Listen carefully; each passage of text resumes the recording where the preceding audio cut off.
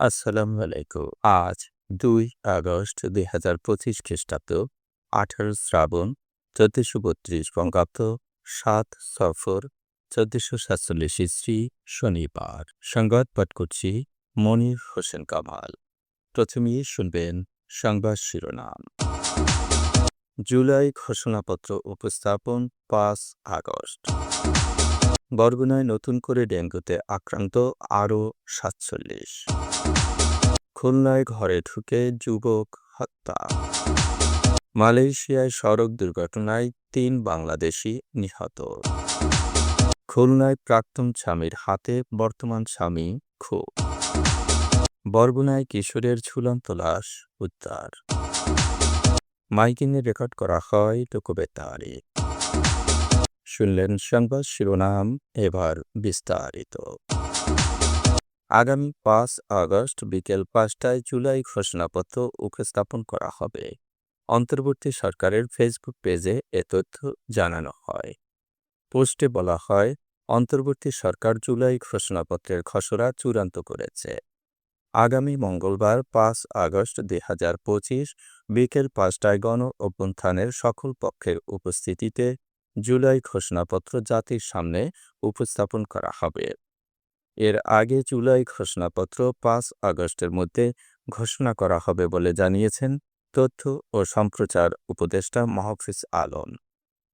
গত বছর জুলাই গণ অভ্যুত্থানের পর থেকে রাজনৈতিক অঙ্গনে অন্যতম আলোচিত বিষয় এই জুলাই ঘোষণাপত্র।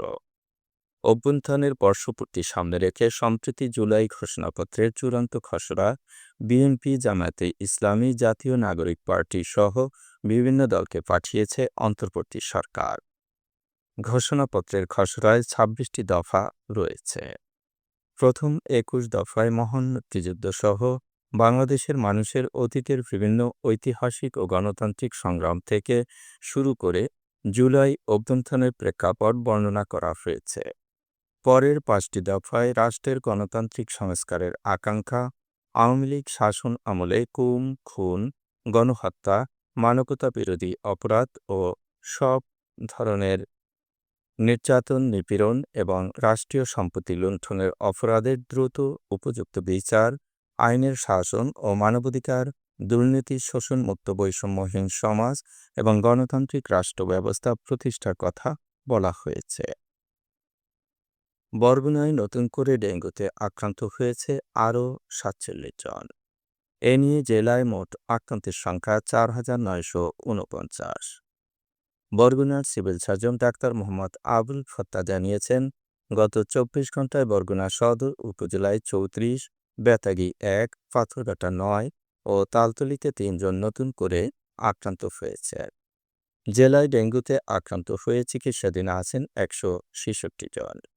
এদের মধ্যে বরগুনা জেনারেল হাসপাতালে ১২৪, আমতলী ১, বেতাগী ১, বামনা ৮, পাথরঘাটা ২০ এবং তালতলী উপজেলা স্বাস্থ্য কমপ্লেক্সে ১২ জন চিকিৎসাধীন। এখন পর্যন্ত বরগুনা সদর উপজেলায় ৪,২০০, তালতলী ১২০, বামনা ১৮২, বেতাগী ৬২, আমতলী ৬০ এবং পাথরঘাটা উপজেলায় ৩২৫ জন আক্রান্ত হয়েছেন। অন্যদিকে জেলায় ডেঙ্গুতে আক্রান্ত হয়ে মারা যাওয়া ৩৯ জনের মধ্যে ৩১ জনের বাড়ি বরগুনা সদর উপজেলায়, ৩ জনের বাড়ি পাথরঘাটা উপজেলায় এবং ৫ জনের বাড়ি বেতাগী উপজেলায়। খুলনার সোনাডাঙ্গা থানার সবুজবক এলাকায় বাড়িতে ঢুকে মনোয়ার হোসেন টগর নামের এক যুবককে ছুরিকাঘাতে হত্যা করেছে। শুক্রবার রাত ৯:৩০টার দিকে এ ঘটনাটি ঘটেছে।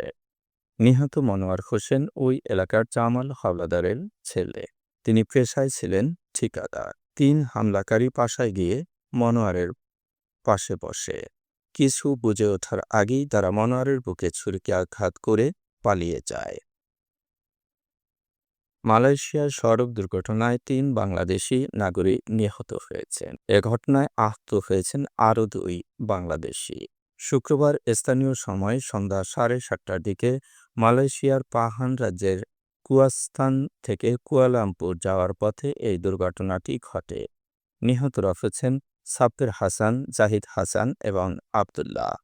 আহতরা হচ্ছেন হাবিব বিশ্বাস ও মনিরাম চন্দ্র বাস। খুলনার দিঘলিয়ায় বারাকপুর ইউনিয়নে আল আমিন শিকদার নামে এক ভ্যান চালককে কুপিয়ে হত্যা করেছে স্ত্রীর প্রাক্তন স্বামী। আজ ভোর 5:30টার দিকে এ ঘটনাটি ঘটেছে। নিহত আল আমিন ওই ইউনিয়নের নন্দন প্রতাপ এলাকার বাসিন্দা। আল আমিনের স্ত্রী রিপার প্রাক্তন স্বামী আপন ঝিনাইদহ থেকে এসে ধারালো অস্ত্র দিয়ে কুপিয়ে হত্যা করে পালিয়ে যায়। 4 সন্তানের জননী রিপাকে 6 মাস আগে বিয়ে করেছিল আল আমিন। বরগুনায় ইয়াসিন নামে এক কিশোর আত্মহত্যা করেছে। তার বাবার নাম আব্দুল জলিল, বাড়ি বেতাগী চরখালি। তারা পুলিশ লাইনে ভাড়া বাসায় থাকত। আজ সকালে অর্লেস অফিসের ভিতরে একটি গাছের সাথে তার ঝুলন্ত লাশ পাওয়া যায়। ইয়াসিন কোরআনে হাফেজ ছিল, পেশায় ছিল অটো চালক। তার অটোটি চুরি হয়ে যাবার পরে সে হতাশায় ভুগছিল। মাইকিংয়ে রেকর্ড করা হয় লোকবেতারে। সুমধুর ও সুস্পষ্ট কণ্ঠে মাইকিংয়ের জন্য লোকবেতারের বিকল্প নেই। লোকবেতারের সাউন্ডপ্রুফ স্টুডিওতে করা হচ্ছে গান ও নাটকের রেকর্ড। সেই সাথে লোকবেতারের নামমাত্র টাকায় প্রচার করা হচ্ছে বিজ্ঞাপন। 15 সেকেন্ডের বিজ্ঞাপন প্রচারিত হচ্ছে মাত্র 500 টাকায়। 30 সেকেন্ডের বিজ্ঞাপন 1000 টাকা, 45 সেকেন্ডের বিজ্ঞাপন 1500 টাকা, আর 1 মিনিটের বিজ্ঞাপন প্রচার করা হয় মাত্র 2000 টাকায়। নির্ধারিত টাকার বিনিময়ে প্রতিদিন কমপক্ষে 5 বার করে পুরো 1 মাস বিজ্ঞাপন প্রচার করা হবে। মাইকিং ও বিজ্ঞাপনের জন্য যোগাযোগ করবেন 0-17755664445 নম্বরে। এবারে শুনবেন আবহাওয়ার খবর।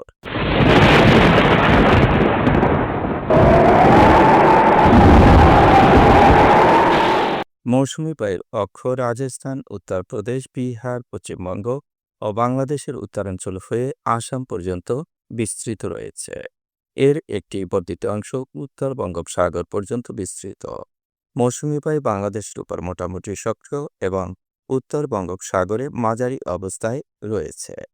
রংপুর, রাজশাহী, ময়মনসিংহ, ঢাকা, খুলনা, বরিশাল, চট্টগ্রাম ও সিলেট বিভাগের অধিকাংশ জায়গায় অস্থায়ীভাবে দমকা হওয়া সহ বিদ্যুৎ চমকানো বা হালকা থেকে মাঝারি ধরনের বৃষ্টি অথবা বজ্রসহ বৃষ্টি হতে পারে।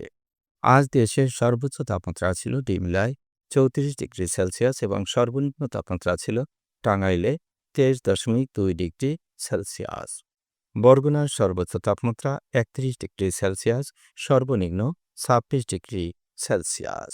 আগামীকাল সূর্যোদয় হবে ভোর 5:29। সংবাদ শেষ করার আগে শিরোনামগুলো আবার পড়ছি। জুলাই ঘোষণাপত্র উপস্থাপন 5 আগস্ট। বরগুনায় নতুন করে ডেঙ্গুতে আক্রান্ত আরও 47। খুলনায় ঘরে ঢুকে যুবক হত্যা। মালয়েশিয়ায় সড়ক দুর্ঘটনায় 3 বাংলাদেশি নিহত। খুলনায় প্রাক্তন স্বামীর হাতে বর্তমান স্বামী খুন। বরগুনায় কিশোরের ঝুলন্ত লাশ উদ্ধার। মাইকিংয়ে রেকর্ড করা হয় লোকবেতারে। সংবাদ শেষ করার আগে জানিয়ে দিচ্ছি লোকবেতারের সংবাদ জানানোর মোবাইল নম্বর। আপনার এলাকার গুরুত্বপূর্ণ সংবাদ জানাতে ফোন করুন 0-17755664445 নম্বরে। আর লোকবেতারের সাথে যুক্ত হয়ে গান শুনতে চাইলে SMS করুন 01782973478 নম্বরে। মোবাইল করবেন 01959438545 নম্বরে। বিশ্বের সব জায়গা থেকে শুনতে পারবেন লোকবেতার। লোকবেতার fm.org ওয়েবসাইটের মাধ্যমে শুনুন সরাসরি অনুষ্ঠান। সংবাদ পাঠ এখানেই শেষ করছি।